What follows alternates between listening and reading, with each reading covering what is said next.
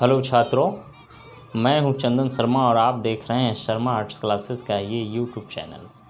छात्रों, जैसा कि आप लोगों को ज्ञात होगा, हम लोग अभी बड़ी कठिन परिस्थिति से गुजर रहे हैं और लॉकडाउन की वजह से सब कुछ बंद है। क्लासेस भी हम लोगों का बंद है और घर बैठे ही ऑनलाइन क्लास हम लोग कर रहे हैं और क्लास हम ले रहे हैं। ठीक है, आज जो है इस वीडियो में हम आप लोगों को एक विशेष और बड़ी ख़ास चीज़ बताने वाले हैं। यह वीडियो बहुत स्पेशल होने वाला है क्योंकि आज का जो क्लास है बहुत ही ऑब्जेक्टिव क्वेश्चन को नज़र में रखते हुए बहुत ही इम्पॉर्टेंट बात और ट्रिक हम बताने वाले हैं। एक ऐसा ट्रिक बताएंगे जिसमें आप लोगों को बहुत सारे क्वेश्चन इस पर 20-25 क्वेश्चन एक ही ट्रिक पर आ जाएंगे। जैसे क्वेश्चन आप लोगों से हर 12th के एग्ज़ाम में, एनुअल एग्ज़ाम में अक्सर सवाल बच्चों से पूछा जाता है कि बौद्ध संगीति के बारे में। ये बौद्ध संगीति जो होता है, बौद्ध धर्म का जो है बौद्ध संगीति, ये कब कब हुआ था, किसके शासनकाल में हुआ था, उस समय अध्यक्ष कौन थे, किस स्थान पर हुआ था, किस ईस्वी सन में हुआ था। जैसे क्वेश्चन आया था, हमेशा आता रहता है कि प्रथम बौद्ध संगीति कब हुआ था, कहाँ हुआ था, उस समय वहाँ के राजा कौन थे। द्वितीय बौद्ध संगीति कब, कहाँ और किसके शासनकाल में हुआ था। तीसरा बौद्ध संगीति, चौथा बौद्ध संगीति, ये बहुत इम्पॉर्टेंट है। ये न केवल आपके 12th के एग्ज़ाम में, एनुअल एग्ज़ाम में पूछे जाने वाले प्रश्न हैं, बल्कि आपको रेलवे, बैंकिंग, एसएससी, बीपीएससी इत्यादि एग्ज़ाम्स में भी इन चीज़ों से प्रश्न जरूर आएंगे। इसलिए बहुत ही महत्वपूर्ण है यह ट्रिक समझना। आइए हम इसकी चर्चा करते हैं। जैसे ये एक ही ट्रिक है जिस पर आपका टोटल 4 बौद्ध संगीति कब कब हुआ था, कहाँ कहाँ हुआ था, उसके समय शासनकाल कौन थे, ये सब आ जाएंगे। जैसे मैं आपको बताता हूँ, ट्रिक लिख देता हूँ, राजा महाराजा आजा, ये आपका पहला हो गया। दूसरा है वैश्या सबका काल है, सबका काल है, ये दूसरा हो गया। और तीसरा है पटाओ मत आशिक, ठीक है, कुंवर जी कंगाल है, कुंवर जी कंगाल हैं। ये ट्रिक आप लोग रट लेंगे, याद कर लेंगे, बहुत इम्पॉर्टेंट है। इस पर चारों जो अलग अलग समय में, अलग अलग शासनकाल में, अलग अलग स्थानों पर जो बौद्ध संगीति हुआ था, इसी पर बेस्ड है। जैसे मैं अब इसको डील करता हूँ, ये तो आपका ट्रिक हो गया। राजा महाराजा आजा, वैश्य सबका काल है, पटाओ मत आशिक, कुंवर जी कंगाल है। इससे क्या होगा कि शेर की तरह याद भी हो जाएगा। तुकबंदी भी यहाँ नज़र आ रहा है, काल है, कंगाल है ना। सबसे पहले हम लिखते हैं क्रम। क्रम का मतलब होता है, जैसे प्रथम जो बौद्ध संगीति हुआ था वह हुआ था 483 ईस्वी पूर्व, इसको याद रखना है। दूसरा जो बौद्ध संगीति हुआ था यह हुआ था 383 ईस्वी पूर्व। तीसरा जो बौद्ध संगीति हुआ था, तृतीय बौद्ध संगीति, यह हुआ था 255 ईस्वी पूर्व। और सबसे लास्ट जो चौथा है, चतुर्थ, है ना, चतुर्थ बौद्ध संगीति जो हुआ था 1 ईस्वी में हुआ था, 1 ईस्वी। बहुत इम्पॉर्टेंट है, इसको याद रखना है। अब समझना है ये जो क्रम है, बौद्ध संगीति, प्रथम बौद्ध संगीति 483 ईस्वी में हुआ, द्वितीय बौद्ध संगीति 383 ईस्वी में, तृतीय बौद्ध संगीति 255 ईस्वी में हुआ, चतुर्थ बौद्ध संगीति 1 ईस्वी में हुआ। ये इसमें पूर्वी नहीं लगेगा, ईस्वी सीधे होगा। अब ये उस समय राजा कौन थे, उस समय उसके मतलब कहाँ हुआ था, स्थान क्या था, ठीक है। तो क्रम हो गया, यहाँ हम लिख देते हैं स्थान। स्थान तो पहला स्थान हुआ था राजगिरी, राजगृह लिख सकते हैं, इसको हम राजा से डिनोट कर सकते हैं। दूसरा है वैशाली में हुआ था, वैशाली, इसको हम लोग शॉर्टकट में मतलब ट्रिक में वैश्या के रूप में डिनोट किए हैं। तीसरा है पटाव यानी पाटलिपुत्र, पाटलिपुत्र, ठीक है, ये पटाव से हो गया। उसके बाद में है कुंवर कुंडलवन, कुंडलवन, हाँ तो कुंडलवन, कुंडलवन है ना, कुंडलवन का यहाँ जो शॉर्टकट लिया हुआ है वो कुंवर है।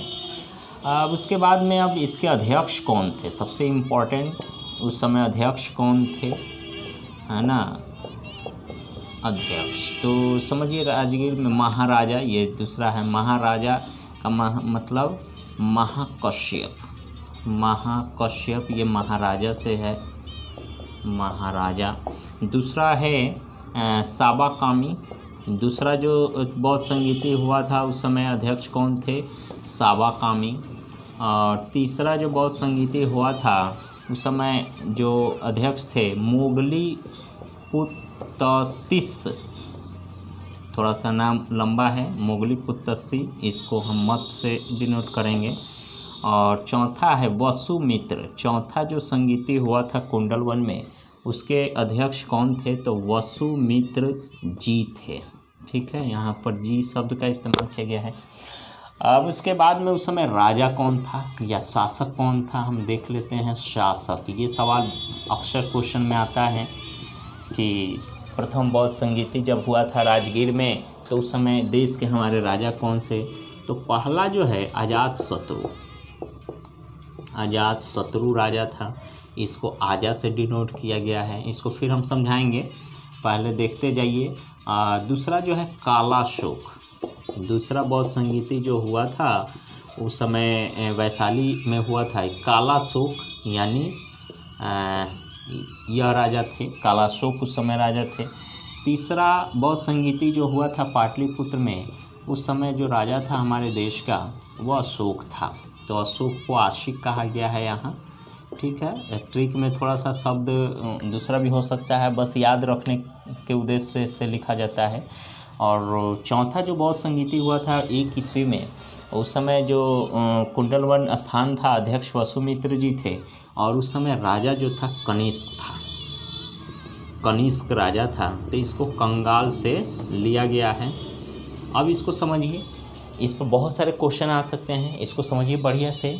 प्रथम जो बौद्ध संगीति हुआ था ये 1 नंबर है, ये 483 ईस्वी में हुआ था, कहाँ हुआ था, राजगृह में हुआ था, राजगृह, राजगीर एक ही नाम है, पहले उसका नाम राजगृह हुआ करता था, राजगृह भी होता था, राजगाह भी कहीं कहीं लिखा हुआ है, लेकिन अब उसका वर्तमान नाम जो है राजगीर है। उसके बाद में उस समय अध्यक्ष कौन था राजगीर में जो सम्मेलन हुआ था, तो महाकश्यप, ठीक है। उस समय शासक हमारे अजातशत्रु थे, उस समय देश के राजा अजातशत्रु थे। द्वितीय बौद्ध संगीति 383 ईस्वी पूर्व में, यानी ठीक 100 साल बाद हुआ था वैशाली में, उसके अध्यक्ष साबाकामी थे, कालाशोक उस समय राजा था।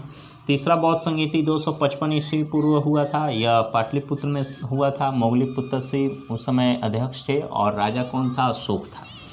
चतुर्थ बौद्ध संगीति 1 ईस्वी में हुआ, कुंडलवन एक जगह का नाम है, स्थान, अध्यक्ष वहाँ हुआ था कुंडलवन में, अध्यक्ष उसके कौन थे, वसुमित्र जी थे, और ये शासक कनिष्क था। कनिष्क जो है राजा, ये जो है कि किस वंश के राजा थे, कुषाण वंश के राजा थे, प्रथम ईस्वी में ये उस समय थे, ठीक है। तो देखिए यहाँ श्लोक याद कर लीजिए या शेर याद कर लीजिए या ट्रिक याद कर लीजिए, जैसे राजा महाराजा आ जाए, ये एक प्रथम मतलब प्रथम जो है बौद्ध संगीति है उसका ये ट्रिक है, राजा महाराजा आ जाता, राजा मतलब राजगीर में हुआ, महाराजा माने महाकश्यप था, और राजा मतलब अजातशत्रु था, समझ में आ गया। दूसरा है वैश्या सब का काल है, वैश्या का मतलब वैशाली समझ लीजिए, ठीक है, सब का मतलब साबाकामी देख लीजिए, काल है कालाशोक, तो ये समझ में आ गया, वैश्या सब का काल है मतलब वैशाली साबाकामी कालाशोक। तीसरा है पटाव मत आशिक, यानी पटाव से पाटलिपुत्र, तीसरा बौद्ध संगीति कहाँ हुआ, पाटलिपुत्र में, मत से मोगलीपुत्र से, और आशिक मतलब अशोक, उस समय राजा कौन था, अशोक। चौथा है कुंवर जी कंगाल है, कुंवर जी कंगाल है का मतलब स्थान कहाँ था, चतुर्थ बौद्ध संगीति, तो कुंडलवन, जी है वसुमित्र जी, उसके अध्यक्ष थे, और कंगाल मतलब कनिष्क जो है कि उस समय शासक थे। तो आपने देखा कि किस तरह बौद्ध संगीति का ट्रिक हमने बनाया है, और ये ट्रिक बहुत इम्पॉर्टेंट है। कब बौद्ध संगीति कहाँ हुआ था, किसके शासनकाल में हुआ था, अध्यक्ष कौन थे, बहुत ही इम्पॉर्टेंट है। इसको बढ़िया से याद कर लीजिएगा। राजा महाराजा आजा वैसे सबका काल है, पटाओ मत आशिक कुंवर जी कंगाल है। ठीक है, क्वेश्चन कैसे आएगा एग्ज़ाम में? क्वेश्चन आ सकता है प्रथम बौद्ध संगीति कब हुआ था, 483 ईस्वी। दूसरा बौद्ध संगीति कब हुआ था, 383। तीसरा बौद्ध संगीति कब हुआ था, 255। चौथा कब हुआ था, 1 ईस्वी में। अब दूसरा सवाल इस तरह आ सकता है कि प्रथम जो बौद्ध संगीति हुआ था वह किस स्थान पर हुआ था, राजगीर। दूसरा कहाँ हुआ था, वैशाली। तीसरा कहाँ हुआ था, पाटलिपुत्र। चौथा कहाँ हुआ, कुंडलवन में। कभी सवाल ऐसे आ सकता है, प्रथम जो बौद्ध संगीति हुआ उसके अध्यक्ष कौन थे, तो महाकश्यप। ठीक है, दूसरा जो बौद्ध संगीति हुआ वह उसके अध्यक्षता किसने की, सबाकामी। तीसरा किसने किया, तो मोगलीपुत्र से। चौथा किसने किया, वसुमित्र जी। अच्छा, इसी सवाल को कभी ऐसे पूछा जा सकता है कि प्रथम बौद्ध संगीति के समय हमारे देश के शासक कौन था, तो अजातशत्रु। दूसरे के समय कौन था, कालाशोक। तीसरा के समय कौन था, तो अशोक। चौथा के समय कौन था, कनिष्क। तो समझिए एक लाइन में कितना क्वेश्चन है, 1 2 3 4 है, और 4 ये है, यानी 4 चौका 16 क्वेश्चन आप लोगों का इस पर आ सकता है। और 16 क्वेश्चन में से इतना जान लीजिए कि 12th के एग्ज़ाम में आप लोगों के 21 में 22 में हर एग्ज़ाम में 1-2 सवाल इस पार्ट से निश्चित रहता है, हर हाल में रहता है। और केवल 12th के एग्ज़ाम में नहीं, रेलवे, बैंकिंग, एसएससी, बीपीएससी से भी क्वेश्चन ऐसे आ सकते हैं। आप क्वेश्चन उठा के देखें हिस्ट्री वाले खंड से, तो इस पार्ट से क्वेश्चन ज़रूर रहता है, या कभी नहीं रहा लेकिन अक्सरहा रहता है। तो इस चीज़ को ध्यान रखेंगे, याद रखेंगे। बच्चा इसमें गड़बड़ा जाता है, ठीक है, और ट्रिक से अगर याद करेंगे तो ज़्यादा अच्छा रहेगा। ठीक है, आप लोगों के लिए एक बहुत इम्पॉर्टेंट इन्फॉर्मेशन है। इन्फॉर्मेशन ये है कि अभी ऑनलाइन क्लास हम ले रहे हैं, आने वाले समय में लॉकडाउन और भी बढ़ सकता है, तो इसके वजह से हमने पढ़ाई की एक वैकल्पिक व्यवस्था आप लोगों के लिए की है, और वो ये है कि शर्मा आर्ट्स क्लासेस का आपका यूट्यूब चैनल तो है ही, इस पर तो वीडियो रेगुलर आते रहेंगे, आप लोग देखते रहेंगे, लेकिन एप्लीकेशन भी हमने बनवाया है। शर्मा आर्ट्स क्लासेस का एप्लीकेशन ऐप जो होता है ना, ऐप, उसको गूगल प्ले स्टोर से आप डाउनलोड करेंगे। जब ये एप्लीकेशन आ जाएगा तो मैं बता दूंगा एक दिन का वीडियो बनाकर ऐप रिव्यू का, कि हाँ यहाँ से डाउनलोड ऐसे करेंगे, इसमें ये चीज़ें इनपुट करना है, क्लास आपका लाइव ऐसे आएगा, रिकॉर्डिंग क्लास यहाँ रह सकता है, ऑनलाइन टेस्ट आप देख सकते हैं इस ऐप के माध्यम से। ये सब हम बतला देंगे आपको। ऐप 2-4 दिन में बन जा रहा है, अकाउंट वगैरह तो बन ही गया है, बस उसको प्ले स्टोर पर डालना बाकी है, और यथाशीघ्र जितना जल्दी आएगा हम आप लोगों को बतला देंगे। ऐप आ जाने के बाद आपकी पढ़ाई में और गति आ जाएगी। आप घर बैठे बढ़िया से प्रिपेयर कर सकते हैं अपने एग्ज़ाम का, क्योंकि लॉकडाउन में तो ऑफलाइन क्लास चलेगा नहीं, तो ऑनलाइन क्लास के माध्यम में वो जो ऐप है वो आपके लिए बहुत मददगार साबित होगा, है ना। तो वो जब ऐप आएगा तो हम आपको बताएंगे कैसे क्या करना है। तब तक जो है यूट्यूब पर या टीच मिनट ऐप पर भी हम लोग पढ़ रहे हैं अभी, तो उस पर आप हमसे जुड़े हुए हैं, क्लास करते रहें। प्रतिदिन हम 9 से 10 सुबह में 9 से 10 AM में ऑनलाइन होते हैं, लाइव होते हैं। तो इस समय जो भी बच्चे या जो भी छात्र छात्राएं हैं 9 से 10 AM में लाइव आ जाएंगे टीच मिनट ऐप पर। ठीक है, तो अभी अपना ऐप नहीं है तब तक किसी दूसरे ही ऐप से हम लोग लेकिन पढ़ाई कर ही रहे हैं। 9 से 10 लाइव पढ़ाएंगे। उसके बाद में जैसे ही लाइव क्लास ख़त्म हो जाएगा, या जो विद्यार्थी लाइव नहीं जुड़ पाएँ किसी कारणवश, तो वो रिकॉर्डेड क्लास भी टीच मिनट ऐप पर देख लेंगे। सेम उसी तरह की फैसिलिटी अपने ऐप पर भी मिलेगा आपको। आज का क्लास जो है कि यह ट्रिक बताना था, हमने आपको बता दिया, और जो ये सूचना देना था हमने दे दिया। जो नए छात्र छात्राएं हैं 11th 12th के जो छात्र हैं, 12th के जो हमारे यहाँ इनरोल्ड हैं, जो पढ़ रहे हैं, एडमिशन ले चुके हैं, वो तो पढ़ ही रहे हैं, उसको एप्लीकेशन पर बताएंगे ही आगे का तैयारी, क्योंकि सारी चीज़ें बंद है, लेकिन एग्ज़ाम और चुनाव ये 2 चीज़ें समय पर होगा। अभी लॉकडाउन जैसे ख़त्म होगा, जितना एग्ज़ाम रुका हुआ है धड़ाधड़ एग्ज़ाम होने लगेगा, और ऐसे में जो विद्यार्थी अगर पढ़ नहीं रहे हैं ऑनलाइन कहीं, या हमसे नहीं जुड़े हैं, या कुछ विद्यार्थी ऑफलाइन मतलब ऑफलाइन के रिस्पेक्ट में ऑनलाइन को महत्व नहीं दे रहे हैं, वो बाद में जाके पछताएंगे। उन्हें बाद में पता चलेगा अरे हमारी पढ़ाई तो हुई नहीं, और सभी छात्र छात्राओं की पढ़ाई हो गई। है ना, वो अच्छा नंबर लाएंगे। आप ही के साथ पढ़ने वाले कमज़ोर छात्र भी, आप तेज़ होकर के भी पीछे रह जाएंगे। इसलिए यह समय बहुत इम्पॉर्टेंट है।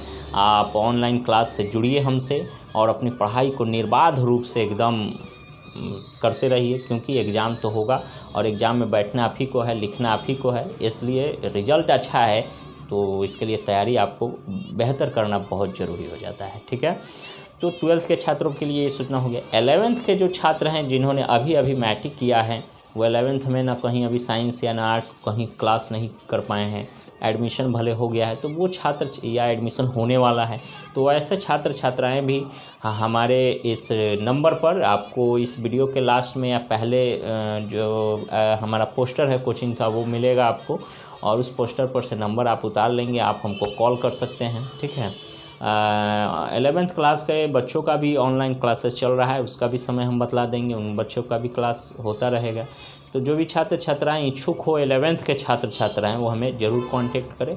और 12th के जो छात्र छात्राएं इस वीडियो को देख रहे हैं, जो क्लास कर रहे हैं ठीक है, जो नहीं क्लास कर रहे हैं वो हमसे एक बार कांटेक्ट ज़रूर करेंगे, अपनी बात बताएंगे, हम उनका जो है कि जो हो सकता है उनके लिए बेहतर हम करेंगे।